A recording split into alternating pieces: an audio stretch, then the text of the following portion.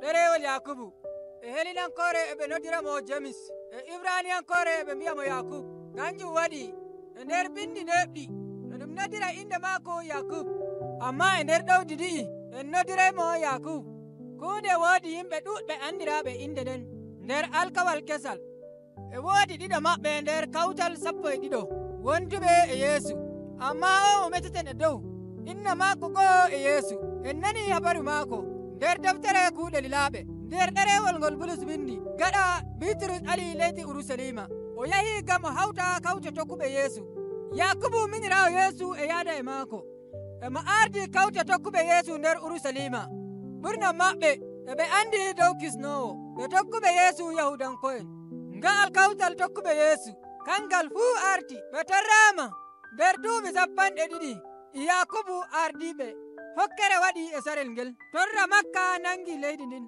ɓe yahudanko'en tokkuɓe yeesu ɓe torrama ardiɓe yahudanko'en kolliɓe ganyandi e nder majum fuu ɗum andiri yakubu e dartare o sembiɗini kawtal tokkuɓe yeesu emo andira munyal e faamu e sembiɗinki faa sarel ngel o nanga o wara e nder deftere nde'e en jiyay ekkitinol yakubu e faamu maako ɗum fuu ɗum hollama nder jawɗum ngam ɗum holla hikku maako kayɗini ɗum ɗerewol ngol fuɗɗiri bano ni emo hinna tokkuɓe yeesu yahudanko'en jooɗiɓe yaasi leydi israila amma ɗerewol maako ngol jangaka no ɗum jangiri ngol bulus ngam maaguki saɗele ɗe tokkuɓe yeesu ngoodi amma ɗerewol ngol holla nder dammuɗum jonde yakubu e faamu maako ngam ko ngala kawtal tokkuɓe yeesu ko yakubu yiɗi woni o ekkitina ɓe volde allah hehire nde ɓe keɓi naa gam ɓeydaari maako emo metana ɓe dow no haani ɓe njooɗoro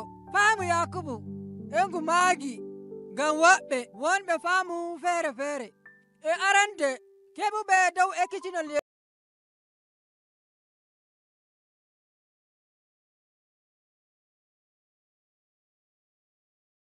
yeesu e jonde maako nder laamu allah musamman dow ko ekkitini dow hosere kanjum ɗum ɓuri metuki nder goɗɗe defte ko tokkiti ɗon ma faamu keɓetengu nder deftere allah e baldi e goɗɗi jimi bindaɗi to en daari deftere baldol daga suural go'o yakki 9 yakubu mawnidi e yeesu wuro go'o eɓe ngoodi defte baldi ɗuɗɗi ngam nan joni e jiya ekkitinol maako e yaha ha nder non ɗum tabbitini nder ɗemgal maɓɓe deftere nden e woodi bagginoje nder faamu e boliɗe belɗe e ganayeje no a yekkitirta ɗum ko woni ɗon yakubu e nodda kawte tokkuɓe yeesu ɓe garta ɓe faamu ɓe njooɗo no yeesu ekkitiriɓe eɓe tokka ko attawra wi'i ɓe jiɗa allah ɓe jiɗa yimɓe ɓe gondi ko woni nder deftere nde en jiyay ɗum nder suurawol 2 yakki 5 en jiyay ekkitonelji 12 nodday ɗum yimɓe ɓe gokka sembe maɓɓe e ɓerɗe maɓɓe to allah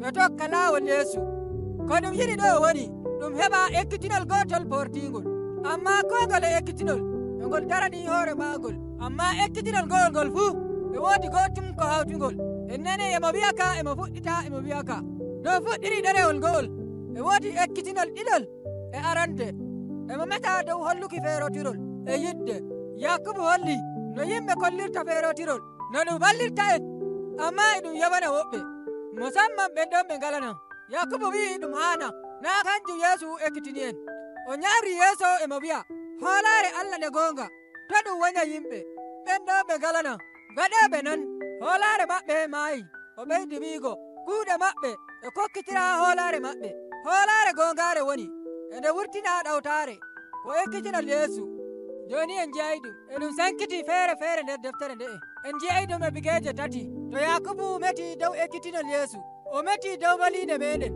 o wi'i e honduko meɗen en meta kalluɗum e honduko kon bo maltirde allah e ɗa'o en kiito yimɓe en meta haala kalluka dow maɓɓe e en gaylita goonga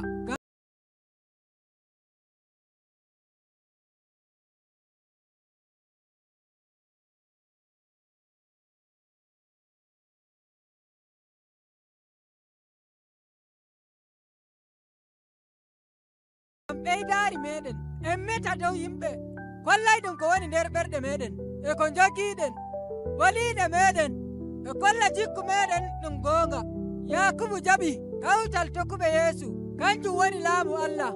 E dow iri maɓɓe ɗum haanayi ɗum wi'a feerotirol hakkude maɓɓe diskuɓe ko ɓe ngalana. O wi'i ɗum haana jawdi ndi ɗi ji'eten hannde ndi nyolay, non ma jeyɗo ndi. Taaraari yimɓe Allah e haani ɓe njooɗera muñal e kammunde dow Yeesu.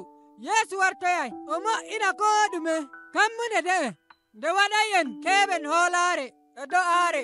Jooni go'o ko woni nder deftere nde'e nder ekkitinolji ɗi fuu eɗe kayɗini ɗum ɓuri sembe ma nder ko njiyata nder ɗowdi ɗi. Amma ta jangi seese a heɓtay ko artata je'a nder ekkitinol 12 ɗum. Faamu ngo huutiniri o tokkitiniri ekkitinol maako e faamu. Emo yewyewtira ɗum wolde ɓurde mangu woni. A yi'ay ɗum nder suurawol 2:9. Yakubu fuɗɗiri wiiki emo andi daga nder jonde maako o heɓi saɗɗum e tummode o wara gam hoolaare maako. O neɓay daga o binda ɗerewol ngo'ol. Emo andi yonki ki e yaada e saɗɗum. Saɗele gonde nder yonki fuu ɗum dokkal kollaygal muñal neɗɗo. Bo e ɗum mo'ina jikku Allah e huutinira fii kayɗini ɗum nder meɗen. Emo waɗa saɗele keɓa en gam ɗum walla en laatoɗen keɓɓe. E ɗo ko Yakubu wi'ata dow keɓɗum e ɗum haani paamen ɗum. O huutiniri woliinde nde haande joweeɗiɗi nder deftere maako e nder deftere seniinde windiraande Ibraniyanko'en e nde Helinanko'en. Woliinde nde maana mayre woni keɓɗum waato jo'one e jikku boɗɗum ko neɗɗo waɗata fuu ɓe ɗum yawana ɗum. E non ɗum hollay an a tokkuɗo Yeesu. Yakubu e andi ɓurna meɗen en ngoodi saɗɗum nden jikkuuji meɗen e en mbaawa yoofuki goonga ngam goɗɗum seɗɗa. Fuu e noon Jawmiraawo e nder kuugal maako ngam o hisna yimɓe o wartiraɓe keɓɓe. O fuɗɗiri e faamu o hokki en baawɗe dartoɗen saɗɗum e laawol kesol ngol o holli en yidde Allah e moƴƴere maako. O wartira en yimɓe ɓe faamu ɗaɓɓiteɓe ngam ɓe hidaari hoolaare maɓɓe ɓe ngalaa seko dow jikku Allah. To en paami jikku meɗen eno ɗum wayi yeeso Allah ɗum wallay en ngam suɓen hoolaaki Allah. Faamugo goonga woni neɗɗo suɓa hoolo Allah ko Allah waɗi fuu ɗum boɗɗum. To ni sooyal ko torra nder yonki neɗɗo. Yakubu wi'i sey ndarden ɗum bano doggal wallaygal en ngam koolooɗen Allah tan gaɗa maajum. Risku no fiiray nyalde goo ɗum ƴaɓɓoto eɗen ɗon bano piindi nder ƴaawol. To se'eti a yi'ata ɗum. Ngam non en keɓa saɗɗum nder gongel sarel ta yowan ɗum Allah. Amma alu torra ka ekkitinma ko Yeesu yiɗi. Yeesu ekkitini dow jikku Allah o Allah saahiiɗo emo ɗon ngam o maagana en ko ɗume torra to en koolakemo hanko woni Allah. E to laawol Yeesu o rimɗini en o wartiri en yimɓe hesɓe. To ni torra heɓi en sey kokken hoolaare meɗen dow maako. Hanko woni nyaako non no Yeesu waɗi.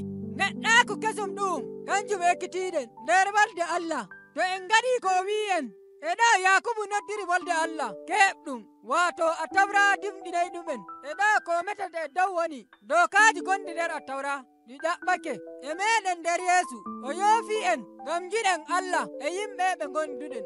Ko Yakubu holli en ɗo e njayri ɗum woni iri yidde wonde nder deftere maako.